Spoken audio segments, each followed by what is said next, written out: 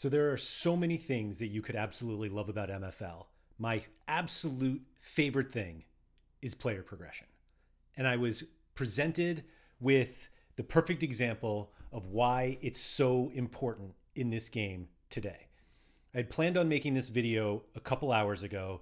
Things in my day got a little out of hand and I wasn't able to do it. The reason I wanted to do it earlier today is because of all four of my clubs are playing today, three of which have already played as I record this. Another one is coming up in a matter of moments. But I had to get this video done because of what happened. Now, player progression on MFL is completely unknown. We don't know how much our players are going to progress. We don't know how fast. The only thing we know is at one point in their career, they will go up one overall rating point at least. And we hope they all go up much faster than that and much more than that. And we can see our player progression every day after training and every day after matches. And so because I'm in the United States, just when the timing for training happens, when I wake up in the morning, all of the training is done. And then I have my matches usually in the early afternoon for me. So before I get further into that, or at least get into what happened today, one of the ideas that I had for a club was to create one or two tier breaker clubs. Now, they were going to be basically starting between, it would be all players who were 54 rated or all players at 64 rated. Obviously, the 54 would be a little cheaper and probably easier to get going. And I was going to call it like Tier Breaker FC or something. And it would have a full team of players who were one step away from breaking through and basically seeing who could get there the fastest and then seeing who would get the highest by the end of the season. Now, players progress at different speeds. Obviously, players who start younger have a longer time to get up to their max potential. But again, we don't know what the max rating these guys are going to get. Anybody could be a 99 rated player, which is literally my favorite thing in this game, or at least watching players potentially get there. And so I had this idea for this tier breaker club, and I just couldn't get it organized enough before the season started. And I was looking in the market, and a lot of players were in the $3 to $4 range if you just kind of looked only at players who were 54 rated. And I guess we can look at now. Season 5 is going on right now, so there's no reason. I didn't really want to start it now. But we have, and a lot of them are already on clubs. So if you look at the free agents, $3 and $4, we get to $5, and I would need like 20. I would probably do about 20 players to get there. So what I realized while I was doing this is I actually have a lot of 54 rated players in my club, Liberté MFC, because the idea was all of those players on the club would be between 50 and 54. And then I have a couple 64 rated players on Empire FC, which is kind of where all my better players are.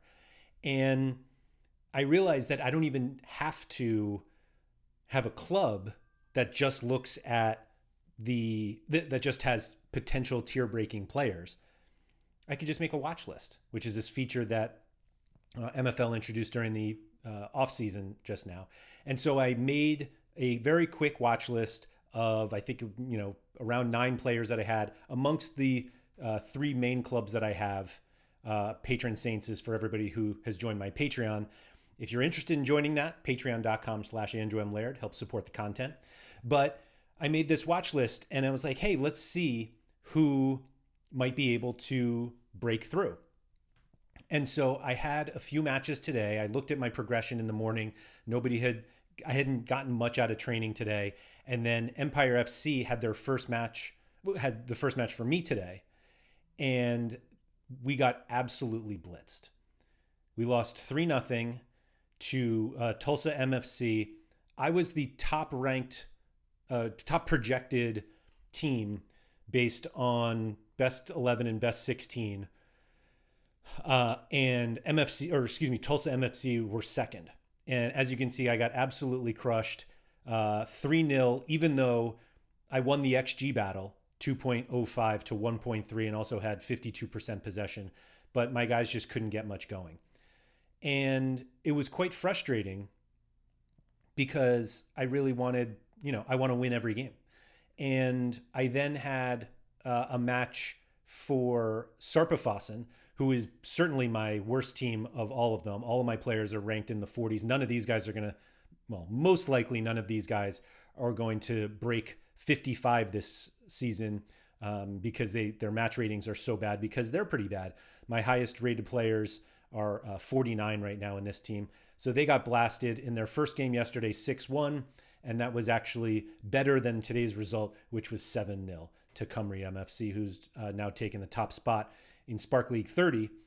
And Liberté MFC played their first game today.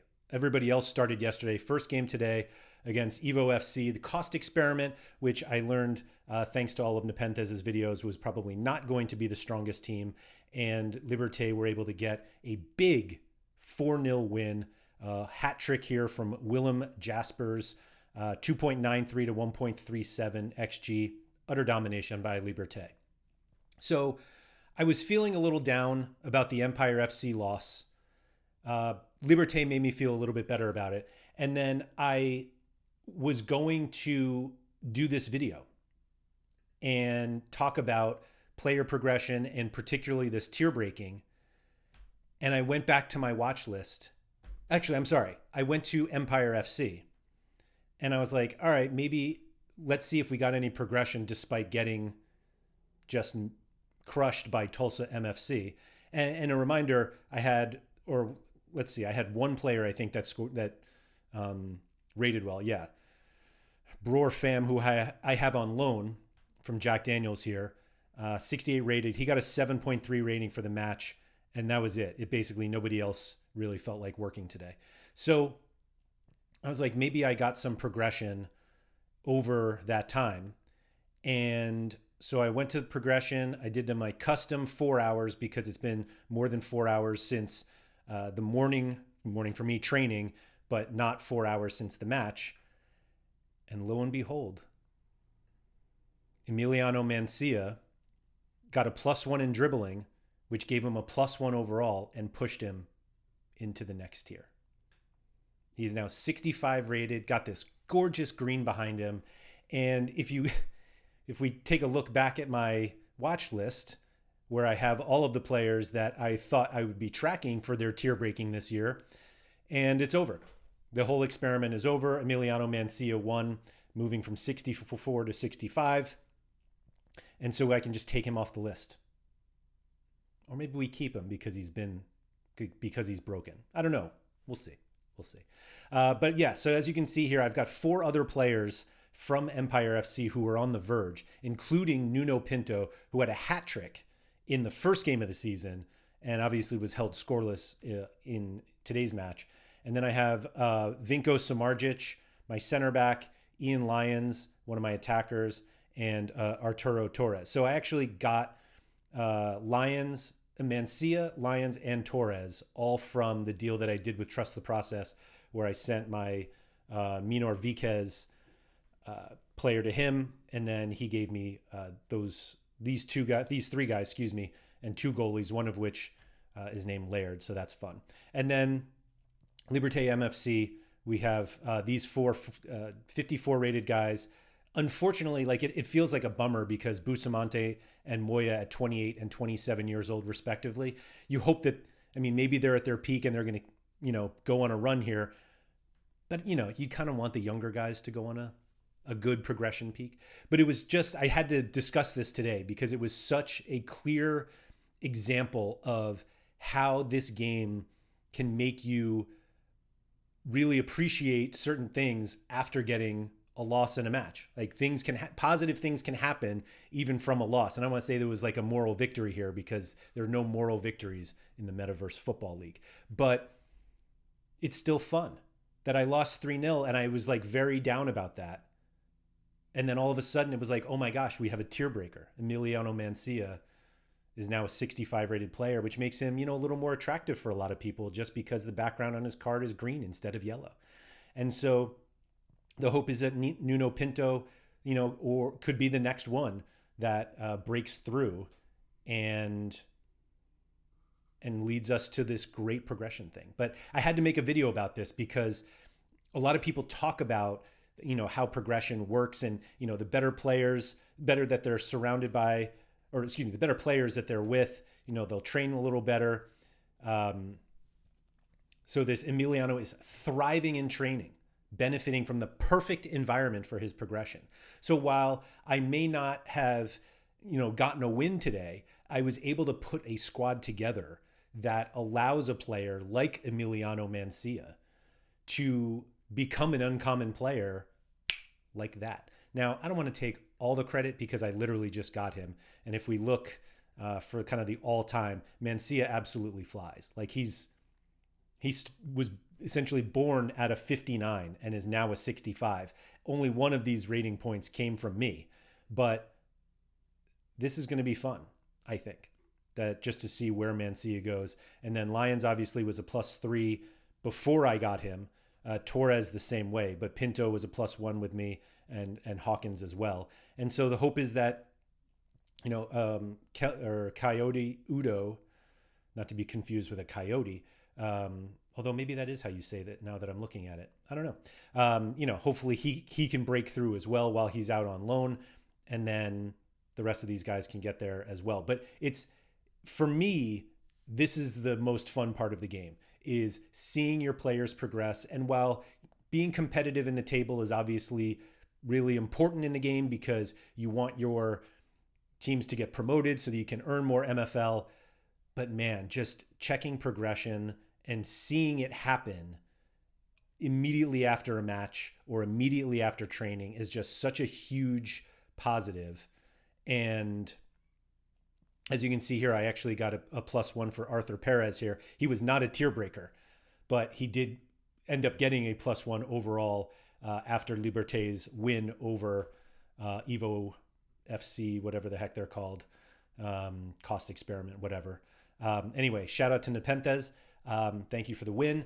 And yeah, so, these are the things that I'm going to be tracking all season, and every season that I play MFL, the progression is going to be at the forefront because that's really what I want to do. I want to have players that go from Sarpafossen and they progress up to being able to be good enough to play for Liberté, and have the Liberté guys get good enough to play in Empire, and then maybe the Empire guys can get really good, and either I get another club higher up the pyramid and I can fill it with my players who have improved from Empire, or loan them out and allow other teams to train them so that they're in a good position. And like Stuart Freeman here is my highest rated player. He's currently on loan at Alcox AC, where he was on loan last year. And as we see, he's thriving in training, benefiting from the perfect environment for his progression.